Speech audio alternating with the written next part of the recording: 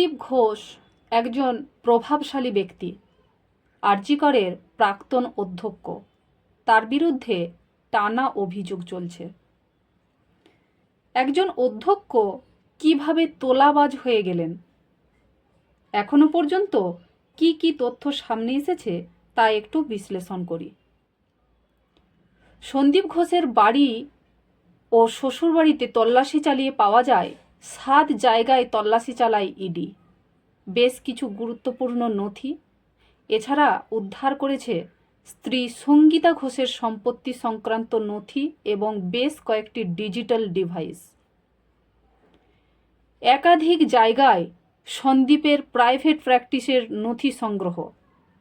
কখনো registration number ছাড়াই prescription দিতেন, কখনো শর্ট ফর্মে লিখতেন এস ঘোষ। প্রতি শনিবার বারাসাতে ক্লিনিকে প্র্যাকটিস করতেন। কয়েক মাসে বারবার সন্দীপের ফোনের টাওয়ার লোকেশন বারুইপুরে নমিতা সেবায়তনে প্র্যাকটিস। বারাসতের বাড়িতেও প্র্যাকটিস করতেন, এমনটাই দাবি প্রতিবেশীদের। হাসপাতালের টেন্ডারে স্বজন পোষণের চেষ্টা। 7ই আগস্ট ইনজেকশনের টেন্ডার নোটিশ। দেহ উদ্ধারের পরেও বরাত নিয়ে তৎপর অধ্যক্ষ। আরজি কর সন্দীপ ঘোষের আমলে ক্যান্টিনের টেন্ডার পান চন্দন লোহ। ক্যান্টিনের টেন্ডার নিয়ে একাধিক দুর্নীতি, এখনও তদন্ত চলছে। কালিন্দিতে অকটেন মেডিকেল সরঞ্জাম সরবরাহকারী অফিসে এখনও তদন্ত চলছে। এছাড়া বেলেঘাটায় বাড়ি, ক্যানিংয়ে সুবিশাল বাংলো, নিউ টাউনে 3 তলা বাড়ি, বেলেঘাটায় অপোজিটের গলিতে সন্দীপ ঘোষের আরও সম্পত্তি, জোড়া ফ্ল্যাট ও গাড়ি, অর্থাৎ একই আবাসনে 2টি ফ্ল্যাট। একতলায় 1200 স্কোয়ার ফুটের ফ্ল্যাট আর 3 তলায় 1400 স্কোয়ার ফুটের ফ্ল্যাট। এই 2টি ফ্ল্যাটের মালিক সন্দীপ ঘোষ।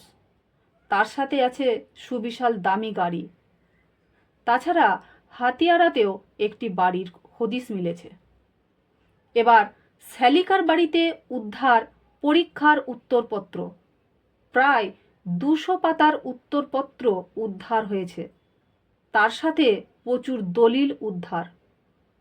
সরকারি টেন্ডারের কপিও উদ্ধার। টাকার বিনিময়ে নম্বর বাড়ানো। সাথে মিলেছে 5 থেকে 7 কোটি টাকার গোল্ড। আরও নতুন কীর্তি।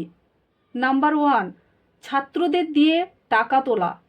নাম্বার 2, ছাত্রদের সাথে দুর্ব্যবহার করত। নাম্বার 3, প্রথম বর্ষের ছাত্রদের ফেল করাতো। নাম্বার 4, পাস করানোর জন্য 8 থেকে 10 লক্ষ টাকা নিত। নাম্বার 5, বিভিন্ন টেন্ডার থেকে 20% কমিশন। নাম্বার 6, অনেক ছাত্রের জীবন নষ্ট হয়ে গেছে এই সন্দীপ ঘোষের জন্য। নাম্বার 7, কৃতি ছাত্রের বিরুদ্ধে ভুয়ো জামিন অযোগ্য মামলা। নাম্বার 8, বদলি নিয়ে স্বাস্থ্য ভবনের আধিকারিকের সাথে লেনদেন। নাম্বার 9, মেডিকেল বজ্র পাচার। নাম্বার 10, ব্যবহৃত রবার গ্লাভস ও সিরিঞ্জ পাচার। তার সাথে ডেড বডির অর্গান পাচার এবং মৃতদেহকে কোনো আত্মীয় দেখতে চাইলে টাকা ডিমান্ড করত। এছাড়া আরও অনেক তথ্য আছে, শুনুন তাহলে। হাসপাতালে পূর্ত বিভাগকে এড়িয়ে বাইরের সংস্থাকে দিয়ে ইলেকট্রিক কাজ করানো হতো। একাডেমিক তহবিল 9/6। ই টেন্ডার এড়াতে 1 লক্ষ টাকার নিচে কাজের বরাতের অঙ্ক বেঁধে রাখা। সরকারি আইন কানুনের পরোয়া না করে বেআইন পার্কিং ব্যবসা।